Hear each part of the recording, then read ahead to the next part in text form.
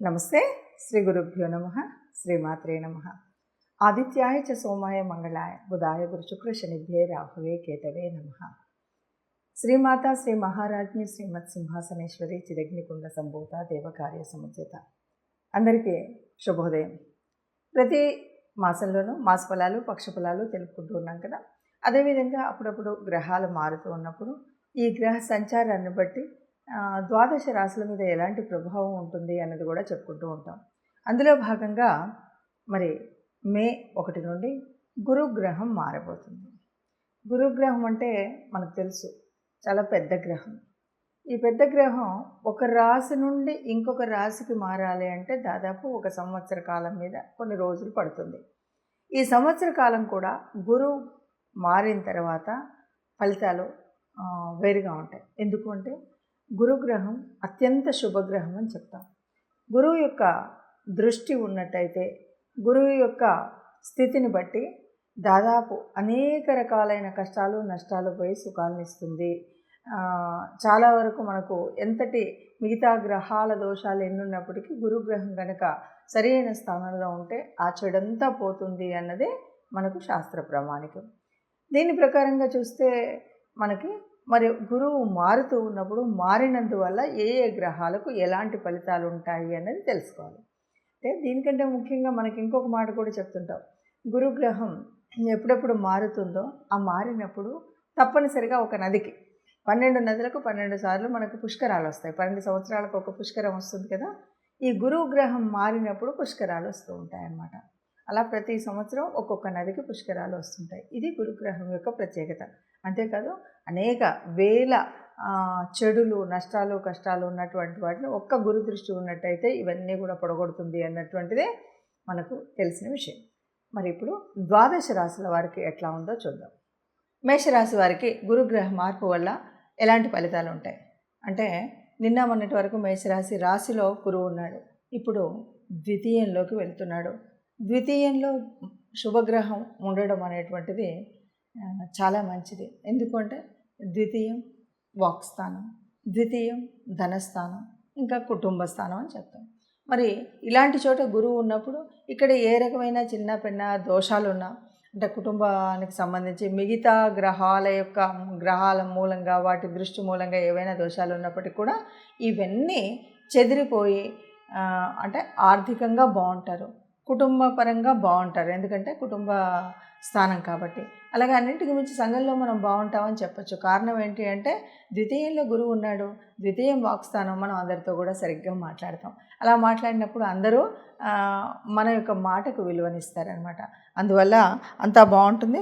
అయితే ఇక్కడ ఒక చిన్న ఏంటంటే గురువు యొక్క దృష్టి 3 దృష్టిలు ఉంటాయి. ఒకటి పంచమ దృష్టి, ఒకటి సప్తమ దృష్టి, ఒకటి నవమ దృష్టి. అయితే ఇప్పుడు మనకి ఈ రకంగా చూసినట్టయితే మేషరాశి వారికి గురువు యొక్క దృష్టి ఎక్కడ పడుతుందంటే మేషరాశి వారికి 6వ స్థానం మీద, అలాగే 8వ స్థానం మీద, 10వ స్థానం మీద దృష్టి పడుతుంది. 6, 8, 2 కూడా అంటే మనకున్న 8వ స్థానం మీద గురు దృష్టి అంత మంచిది కాదు అంటుంటారు. ఆరోగ్యరీత్యా అంత కొద్దిగా ఇబ్బందిగా ఉండొచ్చు ఈ ఒక్క విషయం. ఇక 6 అంటే విజయాలు సాధించేటువంటి అవకాశం ఉంటుంది. కాంపిటేటివ్ ఎగ్జామ్స్ ఏమున్నా సరే వాటి మీద మంచి పట్టుదల సాధిస్తారు. అట్లాగే 10 పైనే గురువు దృష్టి ఉందంటే మీరు చేసేటువంటి ఉద్యోగం మీద చక్కటి ఉద్యోగంలో ఉన్నత స్థానం కానీ చక్కగా ఉంటుందని చెప్పొచ్చు. ఈ రకంగా చూస్తే కొద్దిగా ఆరోగ్య విషయంలో జాగ్రత్త తీసుకుంటే మిగతా అన్ని విషయాల్లో కూడా శుభపరిణామంగా మేషరాశి వారికి గురువు మార్పు వల్ల శుభపరిణామం ఉంటుందని చెప్పొచ్చు. మనకందరికీ తెలిసిందే గురుగ్రహం అంటే పెద్ద గ్రహం.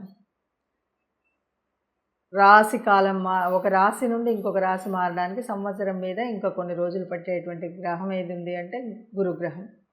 అన్నిట్లోకి శుభగ్రహం ఏది అంటే గురుగ్రహం.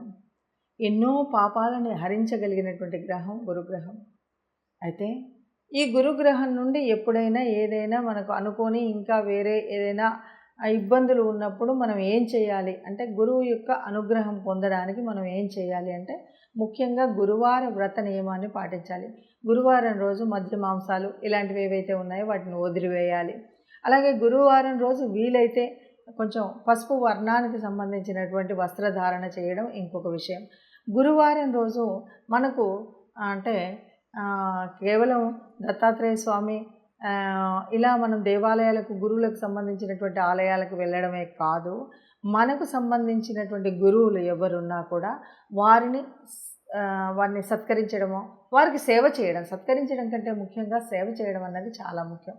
వీటితో పాటు గురు అనుగ్రహం కలగాలన్నా, ఇంకేది కలగాలన్నా కూడా, మనకు ఆర్థికంగా కానీ మానసికంగా సంతోషం కలగాలన్నా మనం చేయాల్సినటువంటి ఇంకొక ముఖ్యమైన రెమెడీ ఏంటంటే తప్పనిసరిగా గోశాలకు వెళ్ళడం, గోవుకి గ్రాసం తినిపించడం. ఇది వీలైతే గురువారం చేయండి, లేదు అంటే మీకు ఇష్టం వచ్చిన రోజు ఏ రోజైనా చేయొచ్చు. ఇలా చేయడమే కాకుండా నవగ్రహాల దగ్గరికి వెళ్ళినప్పుడు గురుగ్రహ స్తోత్రాన్ని చదవడం కూడా మర్చిపోకుండా చేయండి. ఇది సంవత్సర కాలం ఉండేటువంటి మార్పు కాబట్టి ఏదైనా మీకు అనుకున్నటువంటి అనుకూలత లభించకపోతే కనుక ఈ రెమెడీస్ చేసినట్టయితే మీరు శుభంగా ఉంటారని చెప్పచ్చు. మరి గురుగ్రహ మార్పు వల్ల ఒక్కొక్క రాశికి ఎలా ఉంది అంటే దాదాపుగా అందరికీ బాగానే ఉంటుంది. అక్కడక్కడ చిన్న చిన్న పరిణామాల వల్ల కొద్దిగా అటు ఇటు ఉన్న దాన్ని ఎలా చేసుకోవాలి, ఏం చేయాలి అన్నది ఒకటి తెలుసుకోవాలి. రెండవది, ఇది మనం చెప్తున్నటువంటి ఈ స్థితి కేవలం గురు గ్రహం ఉండడం వల్ల ఉండేటువంటి ఉపయోగాలు మాత్రమే, ఉండేటువంటి ప్రభావాలు మాత్రమే. అంతే తప్ప మిగతా గ్రహాలన్నింటినీ తీసేసి ఇదే మొత్తం ఫలితం అని చెప్పట్లేదు. మిగతాది జాతక ఫలంలో మనకు గోచార రీత్యా కానీ మామూలుగా ఉండేటువంటి ఫలితంతో పాటు ప్రత్యేకించి గురువు మారి ఉండడం వల్ల జరిగేటువంటి పరిణామాలు ఏంటి, పరిస్థితులు ఏంటి అన్న విషయం మాత్రమే చెప్తున్నాం. అది దృష్టిలో పెట్టుకోవాలి. ఇక ఎవరికైనా ఏదైనా అంటే కొంచెం చెడు ఉన్నప్పుడు కూడా అది చెడు అని అనుకోకండి. ఎందుకంటే కొన్నిసార్లు గురువు వల్ల వచ్చేటువంటి చాలా మంచి యోగాలు కూడా ఉన్నప్పుడు, లేదు జన్మజాతకంలో చాలా మంచి యోగాలు జరుగుతూ ఉన్నప్పుడు ఇది కూడా, ఈ చెడు కూడా కనిపించకపోవచ్చు. ఇది ఒకటి దృష్టిలో పెట్టుకోండి. ఇక ఎక్కడైనా ఎవరికైనా సరిగ్గా లేదు అంటే ఏం చేయాలి అంటే ముఖ్యంగా గురువార వ్రతం. గురువు అంటే గురుతుల్యులైనటువంటి గురువులు అయినటువంటి దత్తాత్రేయులకు, దత్తాత్రేయ స్వామి ఆలయానికి వెళ్ళడం, రాఘవేంద్ర స్వామి ఆలయానికి వెళ్ళడం, అక్కడ పూజలు చేయించడం. ఆ రోజు ప్రత్యేకించి మనం పసుపు రంగుకు సంబంధించినటువంటి వస్త్రాలను మనం ధరించడం. ఇంతేకాదు శనగపప్పుతో చేసినటువంటిది కానీ, శనగపప్పు కానీ ఎవరికైనా దానం చేయడం.